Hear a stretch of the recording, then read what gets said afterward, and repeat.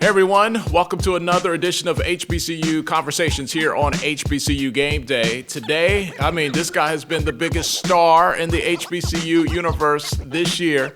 Thomas Lee, you know him better as Snacks. He hit the big shot for Jackson State, and then he went big. He was everywhere. Snacks, is that your preferred name? Do you love it the most when people call you Snacks?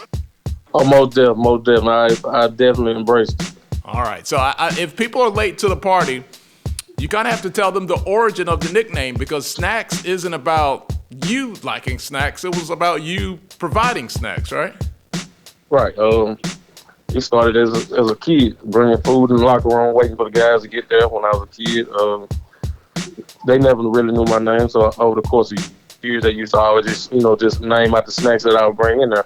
So then one day they were like, we got to get this guy name. So they gave me Snacks, and it just got popular from there. All right, so you're bringing in food for the members of the basketball team. You're a student manager. What was the go-to snack for most of the guys on the team? Probably Skittles, because it was a pregame routine. There'd be 3 packs of Skittles divided throughout the team, and they'll eat them before they go warm up.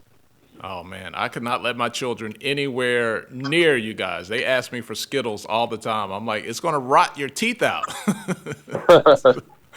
So we're more of a Reese's Cup family over here. Okay. Snacks, tell me, man, like, what was I've heard people talk about you. I was talking with the commissioner, Dr. McClellan of the SWAC the other day, and his son transferred to Jackson State. So he played ball there, and he told me when he first arrived on campus, you were like the go-to guy. Like, you meet people at the car, you show them around, like you're like the Puff Daddy on campus. Like, everybody knows you. You keep everyone connected. Like, how did you become that dude? Just kind of being able to relate to all kind of people, and just being a good teammate and good support staff. So I'm just it's easy for me to adjust to different personalities and things like this. So I've been able to kind of merge with guys instantly. And to me, Snacks, it was like, it wasn't so much about the shot. It was symbolic of what you meant to the university and what the university meant to you. Is that a fair synopsis of why it was so popular when you made the bucket? I would definitely agree. Yeah, I would say it was big to all the hard work and all the years, as well as how I represent the university and how I care for the university. So tell me what happens. How long did it take you to realize, like, oh my God, this is a thing? Like, this is bigger than anything I could ever imagine after you hit that shot? Probably once I went on to the day, so it kind of started to sink in then that it was, it was big. And just when I was getting different people reaching out, asking to come speak or do events with them. So I didn't know that it grow to be so popular. But once all the different people started chiming in and reaching out, I figured it was it was more than what I thought it was. How tiresome was what happened? Because I would imagine, like, you weren't fully prepared that was going to happen, and then you were just like on demand, and you were on TV everywhere. I'm sure you were doing a lot of traveling. Like, what was that whole experience like when the whirlwind just started? It was a quick adjustment. It was very very time consuming and busy, but it was all of them were great experiences. Probably the day after, I probably had about anywhere from 12 to 15 interviews or more. We started probably about 12 and then finished probably to about 5. So we and had an intramural game like that evening. So it was just everything was back to back to back, and then the calls, reaching out to people on social media, making sure I didn't not reply back to anyone. It was just a lot, man. Mentions and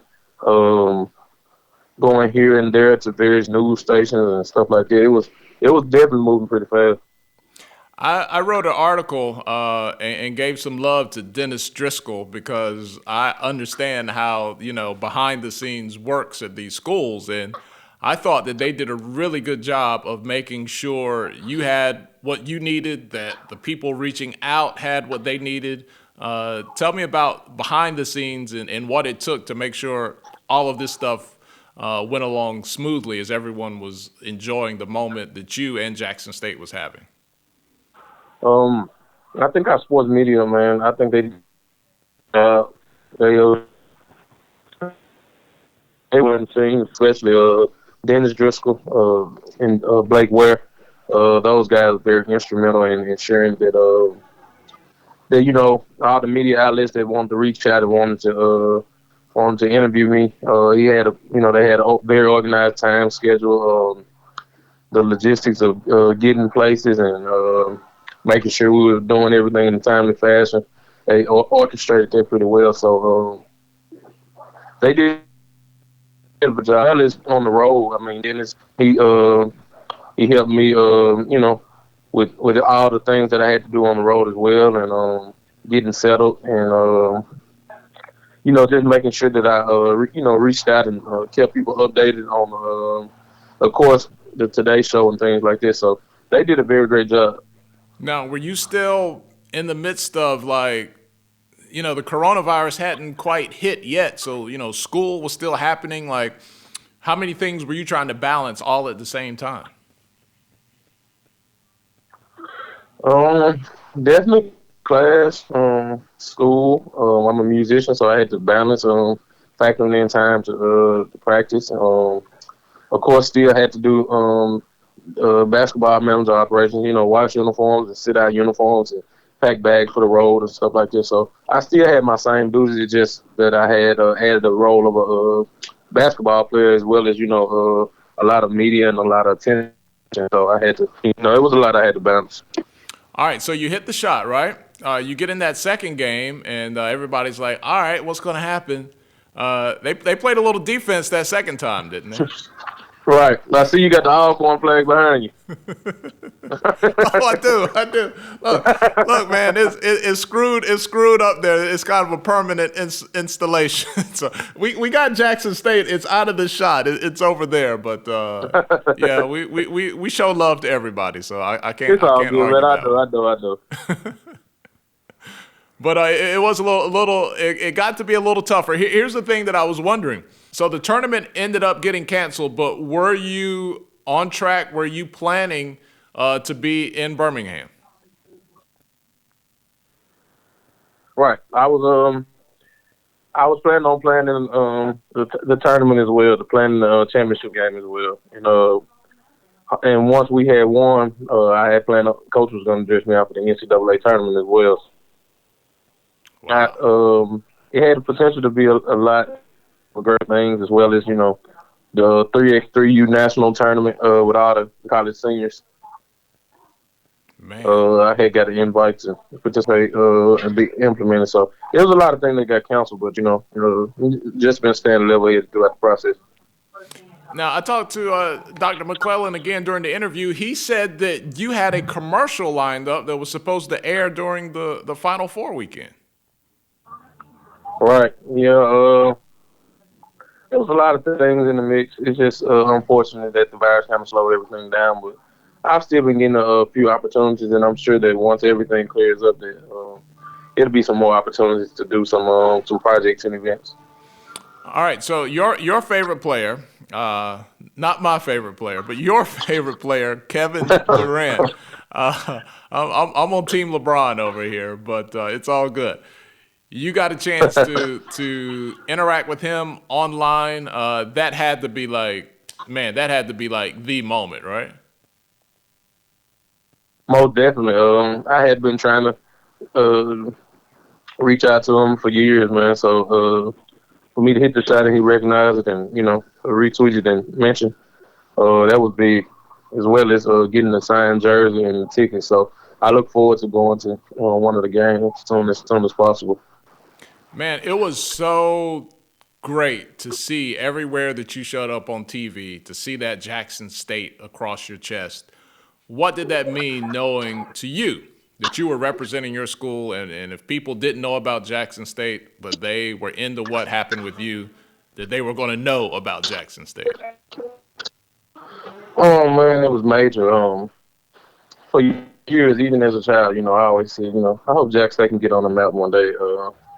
I just hope somebody can, really put Jack State on the map. I always joke with my teammates. I said, if I was a 5-star recruit, I said I would change the game up, man. I would commit to Jackson State and do something out of the ordinary. So, for it to come back full circle, not win a national championship, but for me to get in and there's a lot of light on Jackson State and get, millions of people seeing that.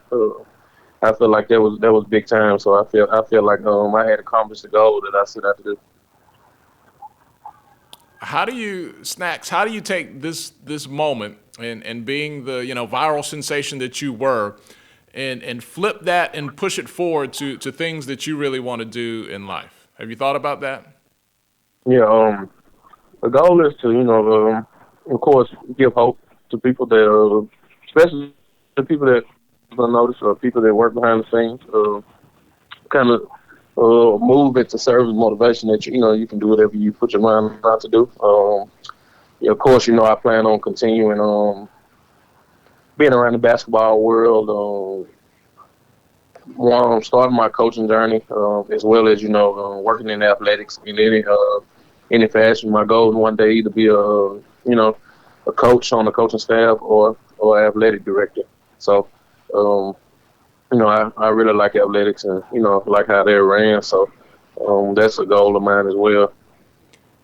You being a manager and then becoming the star of the team later in the season, I know that the women's and the men's teams, always has great camaraderie at each school. Tell me a little bit about the women's team, man, because they were on fire this year, and they were on track as one of the favorites, if not the favorite, to win it all this year. Yeah, man. Honestly, man, I think no one was stopping them.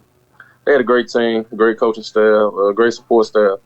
Um, just the personnel, man, they were so deep, and what all the individual players on the team brought to the table, it just gelled so well, and that their coaches, day in day out prepared them to compete at a high level. So they were, man, they were destined to run through the tournament, man, and because not too often you see a team steaming like that is that deep. So it kind of hurt that neither team got to play, but our women, man, they were on fire, man. It was just a different atmosphere, man. They were getting a crowd. They were getting different crowds in there that hadn't been coming in a while. You know, they were hooping, man. They were deep. It's tough to say, but that's one of those teams that get in the NCAA tournament and sneak up on teams because they match up so well with other teams. So you never know how it could have went. Yeah, they were, man. I was, it is what it is, but I was really disappointed that we couldn't get the tournament in because I was really looking forward to both Jackson State teams. But the women, they were so close last year, and then they were, came back even stronger this year. When things do get back to normal, what's the first thing you want to do when we can get back out on the streets and move freely like we probably took for granted all of our lives, but when things kind of get back as close to normal as they can be? Um, I plan on finishing the mini documentary that I'm working on, as well as of course, reaching out to companies and places to kind of collaborate with them. And I should start working at Jackson State in July. So that's a plan as well. So it's a lot of fuels in the fire. So I'm just evaluating it and making the decision based on what's presented. All right, before we let you go, you made a lot of stops with HBCU game day not included. I'll just take us out of the running. What was like the coolest, most extraordinary like stop that you made on your media tour where you were like, man, this place right here is awesome? It would have to be the Today Show, but also the ESPN College Game Day to sit down with the. They had a lot of cameras they brought to the local high school, and it kind of felt like a 30 for 30 type. So that was cool as well. So man, it was just a lot. Even something as little as flying back into Montgomery, going to our game that we had after the Today Show, coming back in and feeling like you were, in the league, man, with all the people, trying to talk to you during the game and, at the game. So it was a lot. It was a lot of great experience. Well deserved, man. I was so happy for you. We knew that we'd have a chance to talk to you. We just wanted to let you get through the whole blitz and then just kind of get a sense for what all that was like. But I guess we can say this was the only place that prominently displayed an all-corn banner during the entire interview with you, right? Right. So there's that. There's that. Well, he is Thomas Snacksley. Snacks, man, best of luck moving forward. We're so excited to see what you have in store, man, and we'll be watching and writing and keeping up with you. And hopefully you and your family and everyone close to you stay safe during this unprecedented time we're experiencing right now. All right. You do the same, and I thank you guys for the opportunity. All right. He's Snacks. You've been watching HBCU Conversations here on HBCU Game Day.